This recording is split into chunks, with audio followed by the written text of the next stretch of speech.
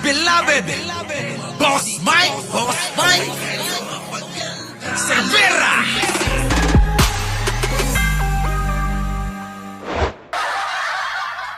Grabe ito mga kababayan ko ha. Grabe ito. Pero teka muna ha. Oo, bago ako mag-umpisa.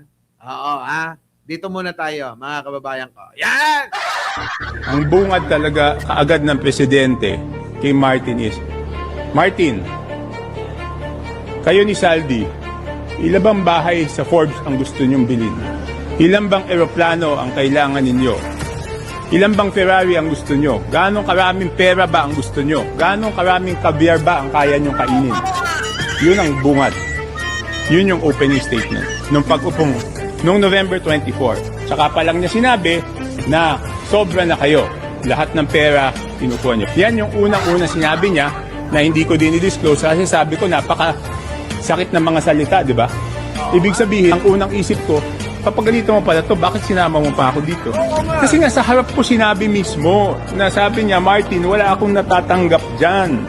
Yan yung sinabi. Alam mong wala akong natatanggap dyan.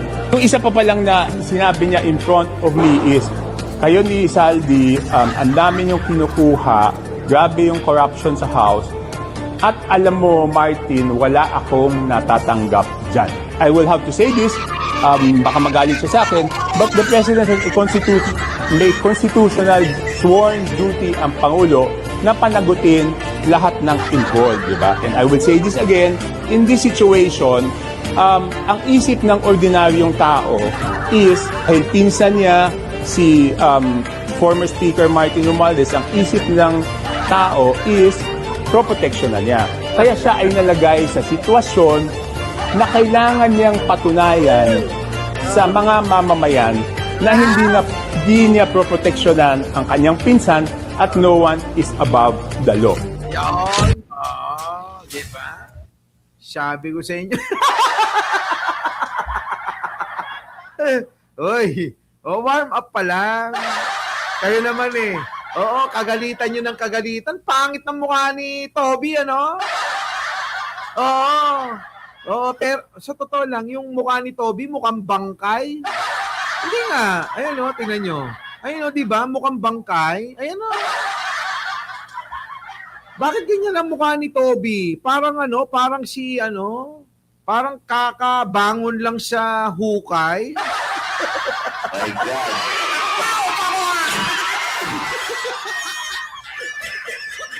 Ay, di ba na? Di ba? Oh, tapos yung anak pa niya yata, mga kababayan, parang badida. Para lang naman. Kasi kung mas malantik pa sa kamay ko. Sa tingin nyo, wala namang problema kung badiday, di ba? Oo. Di ba, no? Di ba, di ba? Eto, tingnan nyo mga kababayan ko. Parang bangkay.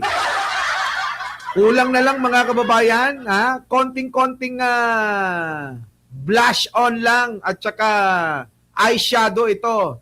Zombie na eh.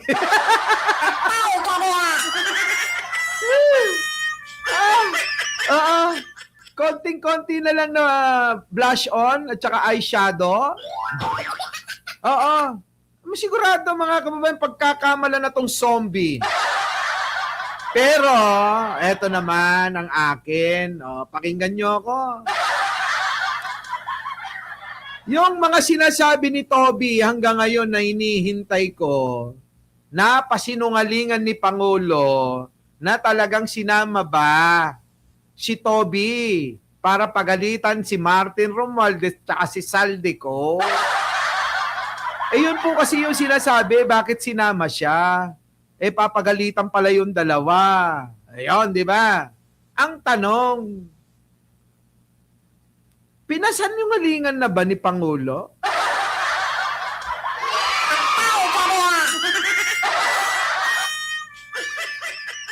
Kasi tagal-tagal na eh. Kayo, mga kababayan ko, kayo, Ai Chang, Arnold Lopez, tanong ko lang, Leonora Brown. Tanong ko lang naman, kung eto'y kasinungalingan, yung sinasabi niya, pinasinungalingan na ba ni Pangulo na kahit man lang sinabi na, huwag kayong maniwala kay Toby, hindi totoo yung nangyari na yon. Di ba? Oo. No. Pare-pares naman sila ay Chang. Ano sabi? 2 months na yan, walang pumalag. Oo. Ha? Wala, hindi nila madepensahan itong sinabing ito ni Toby. Di ba? Wala. sabi ni Attorney Empoy, busy Boss Mike, ayaw patulan. Hindi. Si Pangulong Bongbong kapag ka mga ganyan, nasagot yun. Upong pag-upo, ang bungad talaga kaagad ng presidente kay Martin is, Martin, kayo ni Saldi, ilan bang bahay sa Forbes ang gusto nyong bilhin? Ilan bang eroplano ang kailangan ninyo? Ilan bang Ferrari ang gusto nyo? Gaano karaming pera ba ang gusto nyo? Gaano karaming caviar ba ang kaya nyong kainin? Yun ang bungad. Yun yung opening statement. Nung pag-upong, nung November 24. Saka pa lang niya sinabi na sobra na kayo. Lahat ng pera, kinukuha nyo. Yan yung Sabi lahat ng pera, sobra na kayo. Ha? Ikaw, Martin Romualdez, ikaw, Saldico, sobra na kayo. Lahat ng pera kinukuha ninyo. My God. Di ba? Narinig nyo naman siguro yon. Ano sabi? Lahat daw ng pera kinukuha daw nung Martin at saka ni Saldico. unang-una sinabi niya na hindi ko din i-disclose kasi sabi ko napaka-sakit ng mga salita, di ba? Ibig sabihin, ang unang isip ko, papagalitan mo pala to, bakit sinama mo pa ako dito? Kaya nga, papagalitan mo pala yung dalawa, sinama mo pa si Toby. Wait. Alam nyo naman ang diskarte ni Manong Bongbong. Parang ganito lang yan Yari kayo sa akin mamaya. Para alam ko namang chismoso si Toby. Alam ko namang hindi napipigilan ang bunganga ni Toby. Kailangan isama ko to para siya na mismo ang magsabi. Kung hindi masasabi ni Pangulong Bongbong sa harap ng media, sa mga tao, ang gagawin ni Pangulo, style. Yung mga style na ganyan Ano ba yan? Basic nga lang yan, di ba? Sama kita. Pagsama, kunyari, putangina mo, alam ko, chismoso ka alam ko, chismoso tong si Toby, sasama ko to. Hindi ako magsasalita sa media. Siya mismo magsalita. Pero hindi sinabi ni Pangulo na magsalita siya. Kundi alam ni Pangulo na i-chismis niya kung ano yung sasaksihan niya. Kung paano niya pagalitan yung dalawang magtropa. Sino? Si Martin Romualdez at saka si Saldico. Ganon ang style nun. Matalino nga si Manong Bongbong Diba? Ano sabi? Na hindi ko din i-disclose kasi sabi ko napaka-sakit ng mga salita, di ba? Ibig sabihin, ang unang isip ko, papagalitan mo pala to, bakit sinama mo pa ako dito? Kita mo? May gamit ka may gamit Di ba no? Sabi nga kahit si Martin hindi pumalag sa sinabi ni Toby. Robron, alam mo ba yung style na ganon? Siyempre may gamit siya, kaya siya sinama. So ngayon, anong gamit niya? Siyempre siya yung magiging chismoso, ichichismis niya. Ano sasabihin? Uy, si Presidente, pinagalitan yung dalawa. Alam niyo ba, sa harapan ko pinagalitan si Saldico at si Martin Romualdez. Ay, naka! Bobo, biget Bakit siya sinama? Paano niya nga magigets yun? Si Manong Bongbong, alam niya kung paano isalansan. Di ba?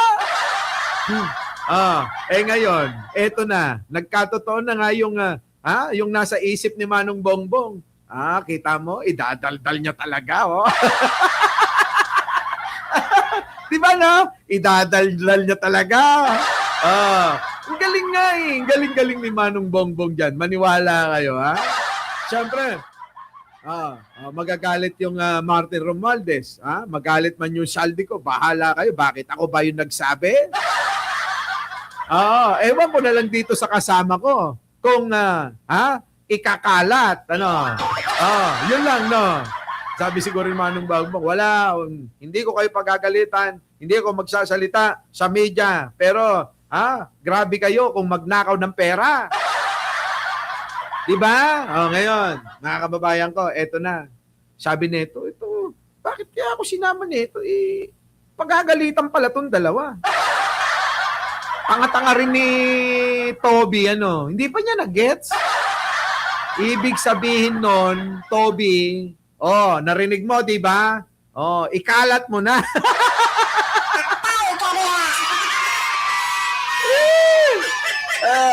Simple, kayo talaga.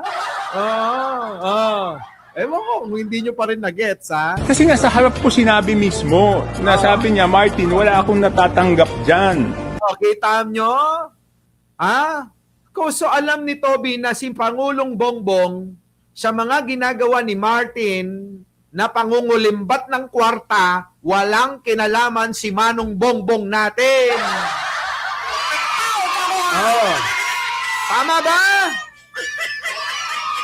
Sa pangungulimbat ng kwarta ni Martin Romualdez, walang kinalaman si Manong Bongbong natin.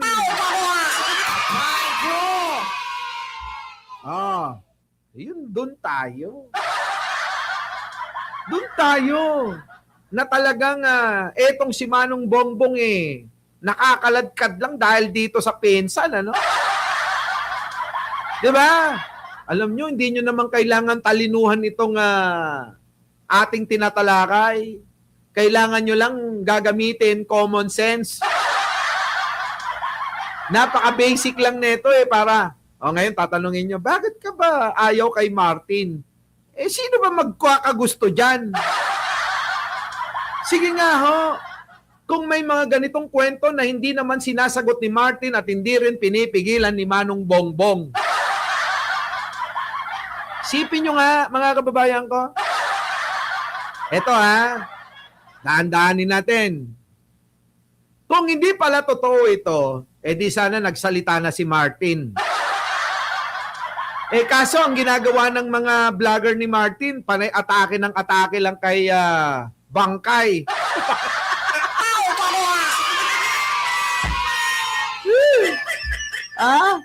Bangkay, muntik na maging zombie, Boss Mike. Diba? Diba? Pansinin nyo kasi, wala namang sinasagot. Kahit nga yung mga vlogger ni Martin sinabi ba mga kababayan na hindi naman totoo yung sinasabing ganyan? Dapat, ang nabanggit si Martin, si Saldico, sila dapat ang sumagot dyan. Diba? Tignan nyo mukha ng Bangkay ito, baka mamaya bigla pang mabuhay yan. Kung ako naman si Martin, sabihan mo yung mga vlogger mo na medyo galing-galingan. Martin, tagal-tagal mo ng hindi ka pa rin naiaangat, wala pa rin. Di ba, no? Nahihirapan na bang ibenta si Martin? Balita ko kasi, hirap na daw yung mga vlogger niya.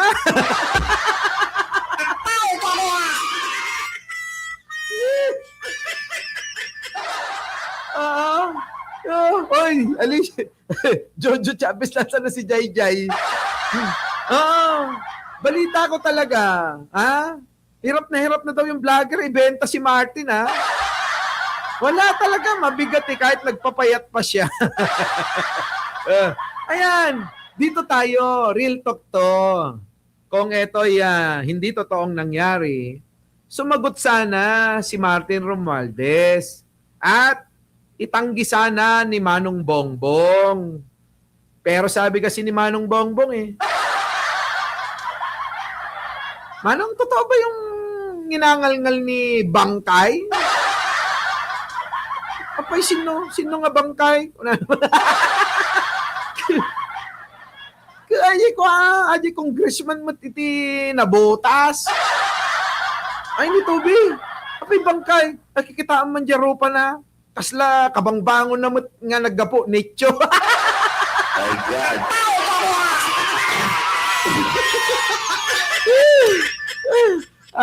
Konti na lang talaga. Zombie na. Di ba na? Ay! Tapos ni Toby. Iso, ni Toby. Nya ko na Inong tamot ka no, ni Saldi ko ni Martin. Nya ko na tagtatakaw da ka na ko naman. Iso no, iso ng bagala di iso.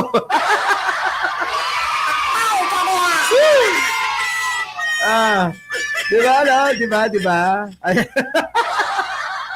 Kasi Toby, kulang ka sa vitamin D. Di ba no? Kapag kaganyan ang kulay mo, kulang ka sa vitamin D. Oo, mga kababayan ko. Sa totoo lang, kapag ito kinuha ninyo, kung may pelikula, kailangan ng role ng bangkay at vampira. Oo. Pwede na ho ito Pwede na nga hong ipalit ito sa Ano ba yon? The Vampire? Pangil na lang ang kulang Pwede na. Di ba? Grabe, mga kababayan ko. Kaya alam nyo, minsan lahat naman ng tao, lahat naman may sala Di ba? Lahat may sala, walang malinis. Kasi sabi ko, napaka sakit ng mga salita, di ba? Ibig sabihin, ang unang isip ko, kapag ganito mo pala to, bakit sinama mo pa ako dito? Kasi nga sa harap ko sinabi mismo, na sabi niya, Martin, wala akong natatanggap dyan. Yan yung sinabi. Alam mong wala akong natatanggap dyan. Kung isa pa palang na sinabi niya in front of me is, kayo ni Saldi, ang dami niyong kinukuha, grabe yung corruption sa House, at alam mo, Martin, wala akong natatanggap dyan. I will have to say this, baka magalit siya sa akin, but the President has may constitutional sworn duty ang Pangulo na panagutin lahat ng involved, di ba? And I will say this again, in this situation, ang isip ng ordinaryong tao is, ay pinsan niya, si former Speaker Martin Romualdez, ang isip ng tao is pro-protection na niya. Kaya siya ay nalagay sa sitwasyon na kailangan niyang patunayan. Yung mukha, no? Habang nagsasalita si Toby, mga kababayan, tinitignan ko yung mukha. Sa totoo lang talaga, na-imagine ko na kapag eto, minake-upan ko. Saglit lang. Kahit siguro mga 1 minuto. Mga kababayan ko, sigurado magtatago kayo. Baka sabihin nyo, meron ng zombie, Sa mga mamamayan na hindi niya proproteksyonan ang kanyang pinsan at no one is above the law. Titigas. Titigas. Wala. Alam nyo kasi si Pangulong Bongbong, doon lang siya tama talaga. Ang nakakasira kay Manong Bongbong, alam nyo, yung mga taong nakapaligid sa kanya. Yung bang mga nagpapakilala na marami na daw silang pera, pero ang totoo, nakaw pa sila ng nakaw para dumami ang pera nila. Our beloved Boss Mike